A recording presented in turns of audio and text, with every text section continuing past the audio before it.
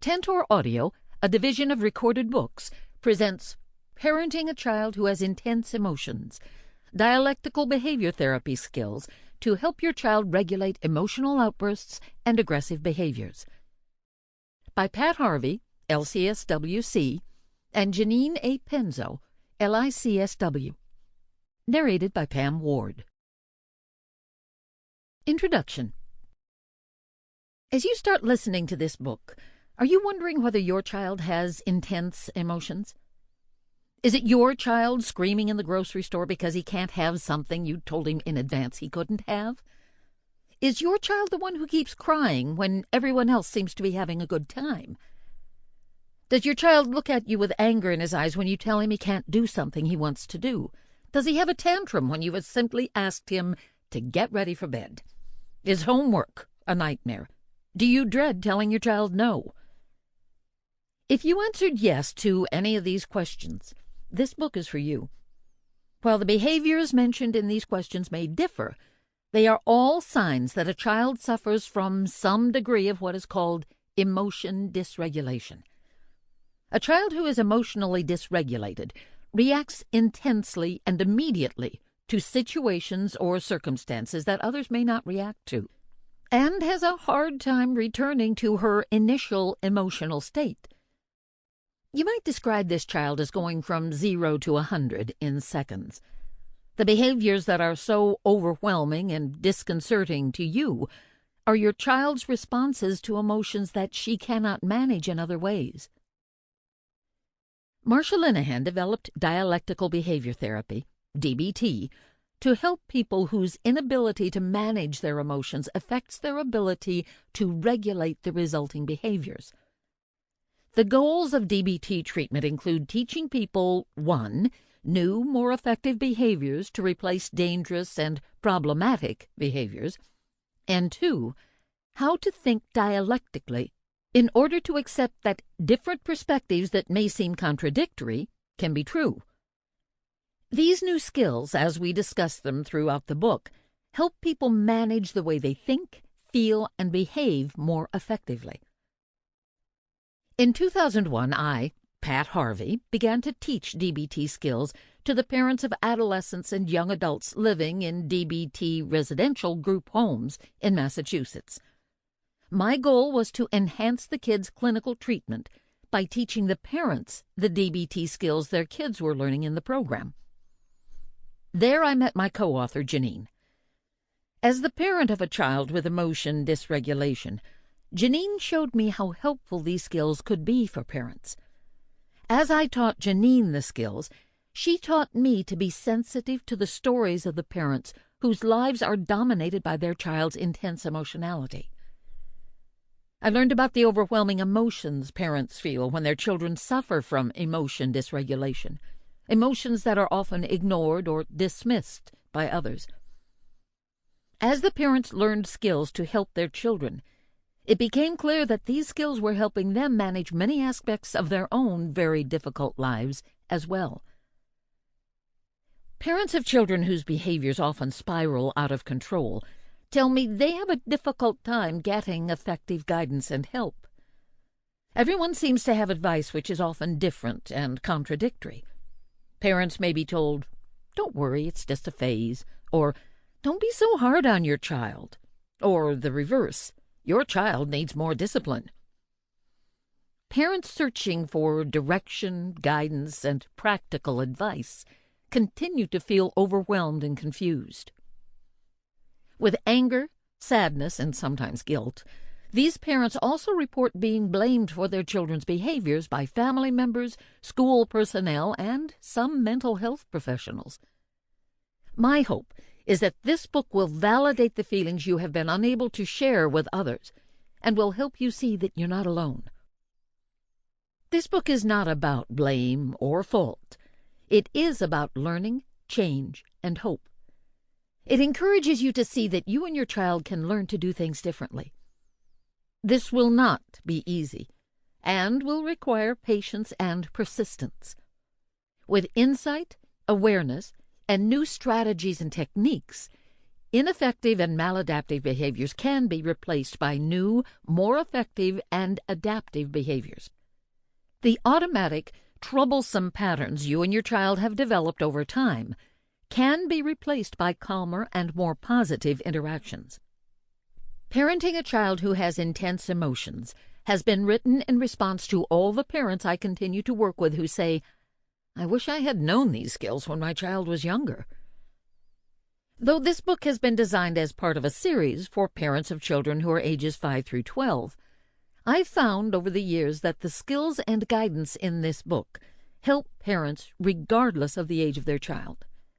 Many of the questions I'm asked by parents of children of all ages are answered in the following chapters. In addition, these skills make it possible for parents to feel more hopeful about helping their child, are effective whether or not the child is involved formally in DBT or any other kind of treatment, and are helpful to teachers and other individuals who work with children and parents. Since I began teaching DBT skills, the parents I work with have reported that the skills help them understand, accept, and calm children whose behaviors once seemed unmanageable. Whether your child has periodic outbursts, behaves aggressively, withdraws, or has a diagnosed emotional disorder, these skills will be helpful to you.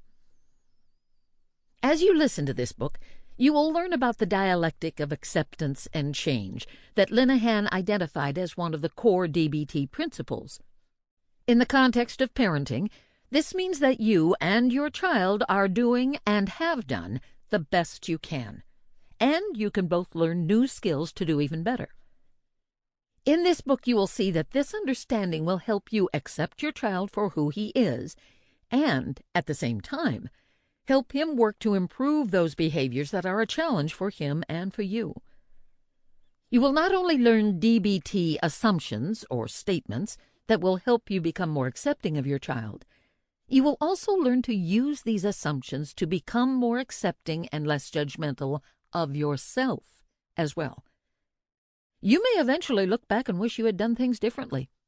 There will be days when you are unable to use the skills from this book, or forget to use them in the midst of your parenting.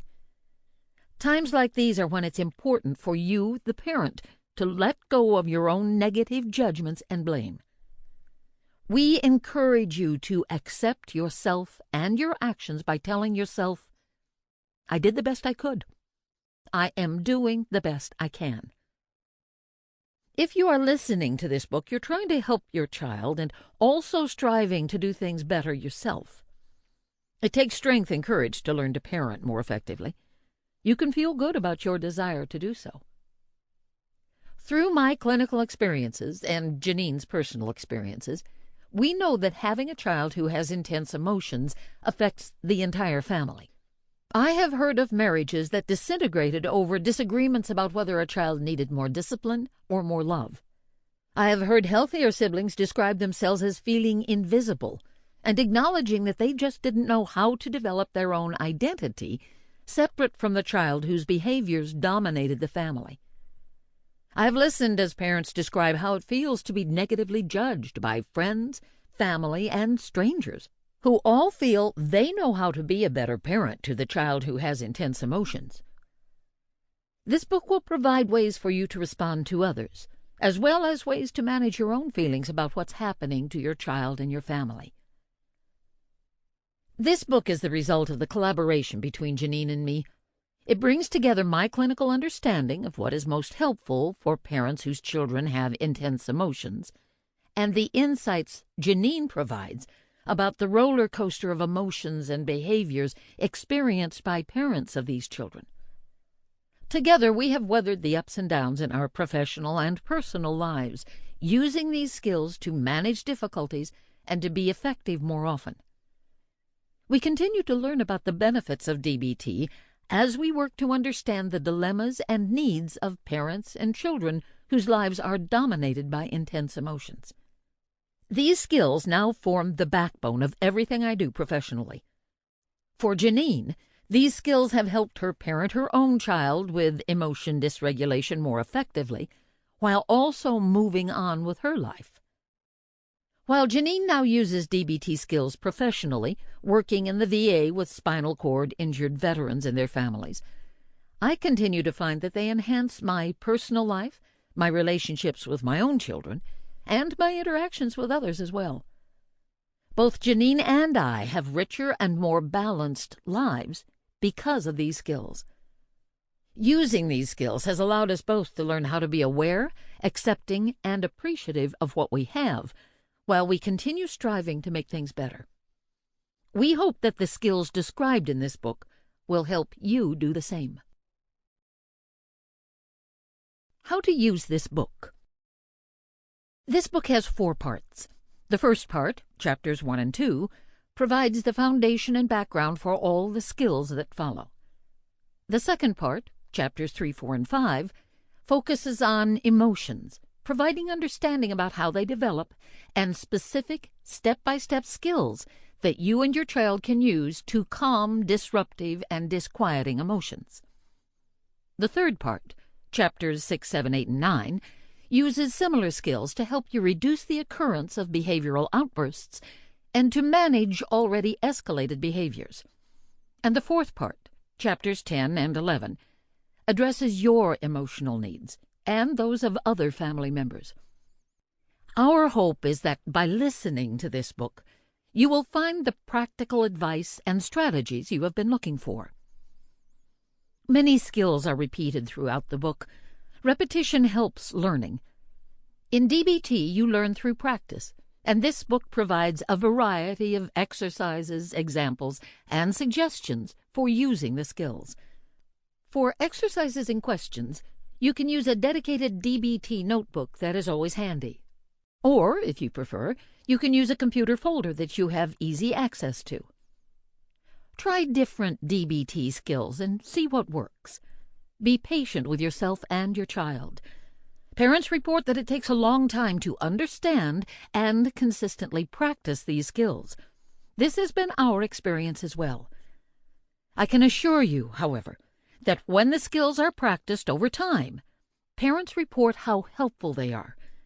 The parents I've worked with say that DBT skills enable them to become more effective parents, develop a more positive relationship with their child, and feel better about themselves, their child, and their lives. Pat Harvey. Part 1. You, your child, and emotional intensity. Chapter 1. Emotional intensity and your child's feelings. Does your child show displeasure by pouting, complaining, or throwing herself on the floor? Does your child whimper, cry for a minute, or scream for hours when hurt? Are your child's demands so relentless that you feel you have to give in? Do you wonder why your child seems so emotional? Why she tends to react so intensely to situations that other children seem to ignore? Or why it takes her so long to get over things? Children, like adults, have emotions. These emotions are real and not easily dismissed. How you feel affects all you do, how you do it, and your overall sense of yourself. Therefore, understanding emotions is central to understanding your child's intense behavioral responses, as they result from emotions that she cannot manage. This chapter will help you understand what drives your child's behaviors, as well as your own reactions to your child. This foundation will help you begin to use the skills discussed throughout this book to help your child manage her emotions and the resulting behaviors. Primary and secondary emotions. Everyone has both primary and secondary emotions. Primary emotions are biologically based and virtually automatic, while secondary emotions are created when we react to our own primary emotion. We have less control over primary emotions, while we have quite a bit of control over the development and perpetuation of our secondary emotions. Secondary emotions tend to last longer and cause more maladaptive behavioral responses. Primary emotions happen. Primary emotions, such as fear, are usually hardwired. They are your initial reaction, or the first emotion you feel, to situations that affect you. They are experienced physiologically within your body. Usually these emotions come and go, much as waves come and go on the shore. To help you understand primary emotions, let's examine a situation that might cause you to experience one. Exercise. Primary emotions. Imagine that you've just been called to the principal's office at your child's school. You know only that your child has been involved in a fight. You think about this as you drive to school. List the feelings that you might experience as you drive. Secondary emotions are created. Let's continue with our example of being called to the office of your child's principal. You listed some of the initial or primary emotions in the preceding exercise. Your primary emotions may have been alarm, fear, or anger, especially if your child has been guilty of starting fights in the past. When you get to the principal's office, she tells you that your child was hit by another child and was not the instigator. Now you begin to think about your initial anger and the erroneous conclusion that you jumped to. These thoughts create the secondary emotion of guilt. Secondary emotions are reactions to your primary emotions and result from beliefs and assumptions that you've learned throughout your life. For example, if your parents often showed disapproval when you were angry as a child, you may continue to experience guilt whenever you feel anger, especially when the anger is not justified by someone else's actions. It's possible to have several secondary emotions as responses to one primary emotion. In fact, you or your child may have so many secondary emotions that you cannot remember the primary emotion that triggered them. The continuum of childhood emotions. Just as all children look different, so their emotional responses differ as well. Emotions vary in their intensity, in how long they last, and in the behavioral responses they motivate. Some children will cry for a long time over an incident that another child might not cry about at all. Some children love the thrill and terror of roller coasters, while others are fearful and attempt only rides that seem safer to them. Some children seem to adapt easily to situations, while others have a difficult time with changes. For most children, these characteristics fall along a continuum. Different situations may cause the same child to respond with more or less intensity. Different children may respond to the same situation with different levels of emotional intensity. Here are some examples, and pay attention to the ways these children might react initially to falling off a bike and their delayed reactions to falling off a bike. Child A. Initial reaction, gets back up and gets back on bike. Delayed reaction, talks to parents about the incident. Child B. Initial reaction, gets up and looks around, whimpers, gets back on bike. Delayed reaction, shares with friends and family what happened. Child C. Initial reaction, gets up, kicks his bike, walks away with his head down. Delayed reaction, does not discuss what happened and yells at his parents. Child D. Initial reaction, stays on the ground, cries, waits for someone to help, and will not get back on bike. Delayed reaction, responds to comfort and calms down. Later, talks about what happened. Child E. Initial reaction, gets up crying, goes running and screaming for help, and will not get back on bike. Delayed reaction, cannot be comforted, continues to cry, and is angry at his parents and unable to explain why. What assumptions might you make from the behaviors of these children? How would you judge each child according to the behaviors you've witnessed? Do you assume that child A is brave or unafraid? Do you assume that child B is fearful, even though she confronts her fears to return to the bike activity? Would you characterize child C as angry? Is child D overly dependent because she waits for help from someone else? Do you think child E is anxious and stubborn in her unwillingness to get back on the bike? What is your reaction to each of these responses? Do you judge these children as strong or weak? Our reactions to children's behaviors are shaped by assumptions we make about their behaviors. Your assumptions or judgments, the way in which you think about your child, will affect how you feel about and how you respond to your child. The danger in jumping to conclusions is that you will act as if something is true when it may not be. For instance, some parents may assume that the child who whimpers and looks around is seeking attention and is fine, when in actuality she may be momentarily scared. Parents who assume their child is seeking attention may choose to ignore her very real need. We will discuss this later in this chapter when we address the links between thoughts, feelings, and behaviors. Events sometimes cause a delayed behavioral reaction in children.